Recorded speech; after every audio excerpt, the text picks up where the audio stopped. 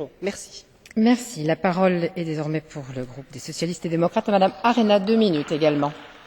Merci Madame la Présidente, merci Madame la Commissaire pour l'exposé que vous venez de nous faire sur finalement le catalogue des actions qui peuvent être menées par la Commission européenne.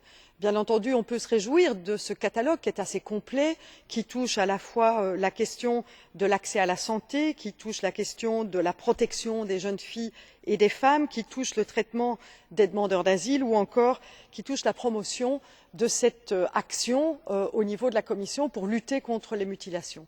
En même temps, et je partage le point de vue de ma collègue, nous n'avons pas de calendrier précis actuellement et donc nous avons bien entendu ce catalogue qui nous est mis sur la table, mais qu'en est-il du calendrier précis? Qu'en est-il de l'objectif poursuivi? Vous l'avez dit vous-même, il est difficile de collecter des données. Qu'en est-il de cette collecte de données?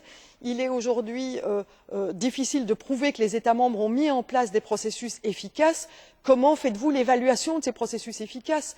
Quand on dit qu'il y a actuellement la protection internationale par rapport à ces jeunes filles qui ne devraient pas risquer l'expulsion dans un pays dans lequel l'excision est pratiquée, qu'en est-il de ces expulsions? Nous savons qu'il y a des pays dits pays sûrs, c'est-à-dire des pays qui, de manière générale, ne pratiqueraient pas cette excision, alors même qu'on sait très bien que des régions de ces pays pratiquent l'excision. Alors on nous dit oui, mais on ne renvoie pas les filles, les jeunes filles, dans ces régions. Vous savez, quand vous venez d'une région du Nord et qu'on vous envoie dans une région du Sud, ce n'est pas forcément la meilleure chose. Et donc, il y a là beaucoup d'incertitudes par rapport à ce que les États membres font actuellement en matière de lutte contre l'excision.